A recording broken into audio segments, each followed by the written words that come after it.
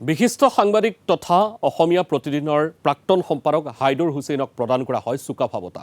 যুৱ ছাত্ৰ পৰিষদৰ তৰফৰ পৰা প্ৰথিত যশা সাংবাদিকগৰাকীক প্ৰদান কৰা হয় এই বঁটা। অনুষ্ঠানত উপস্থিত থাকে AJYCPৰ উপদেষ্টা ৰাণা প্ৰতাপ বৰুৱা, সভাপতি পলাশ চাংমাইৰ লগতে বহু বিশিষ্ট ব্যক্তি। এনে অনুভৱ বুলি কওঁতে এখেতসকলে মোক চৰাইদেউলৈ মাতিছিলে, মই অসুস্থতাৰ বাবে যাব নোৱাৰিলোঁ।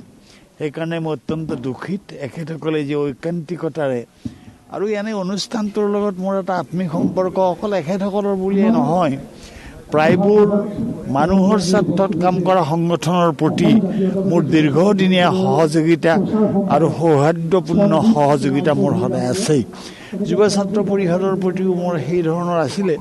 এখেতসকলে মোৰ প্ৰতি এই সন্মানটো প্ৰদান কৰাৰ ক্ষেত্ৰত মই নিজে অভিভূত হৈছোঁ, আনন্দিত হৈছোঁ। বিশেষকৈ চাওলুং চুকাফা মই প্ৰসংগক্ৰমে উল্লেখ কৰিলোৱেই। যদিও অসমৰ ভৌগোলিক চাৰিমীৰ ভিতৰত বহুতো জাতিগোষ্ঠীৰ মাজত এই বীৰগৰাকীক যি ধৰণে শ্ৰদ্ধা নিবেদন কৰিব লাগিছিল, সেই ক্ষেত্ৰত আমাৰ কিছু কাৰ্পণ্য কিছুমানে আমি কৰিছোঁ হয়, কিন্তু তৎসত্ত্বেও মই ভাবোঁ যে অসমৰ আগন্তুক দিনত জাতিটো সমৃদ্ধ কৰিবলৈ হ'লে, ঐক্যবদ্ধভাৱে জাতিটো সমৃদ্ধিৰ পথেৰে আগবঢ়াই নিবলৈ হ'লে অসমত ঐক্যবদ্ধতাৰ বিকল্প একো নাই।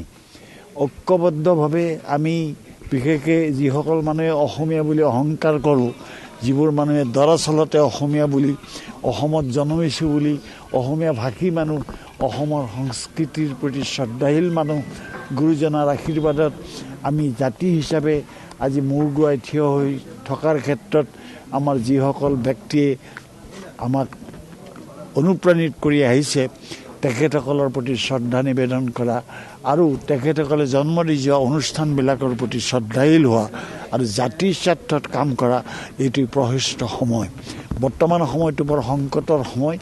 এই সময়ত জাতিটো জীয়াই ৰাখিবলৈ হ'লে আপোনাৰ জাতিটোৰ উন্নতি হৈছে, বহুতে কৈছে, আৰু হয়ো চৰকাৰীভাৱেও ধৰক জাতি বহু ক্ষেত্ৰত অৰ্থনৈতিকভাৱে অন্যান্য ক্ষেত্ৰত আগবাঢ়িছে।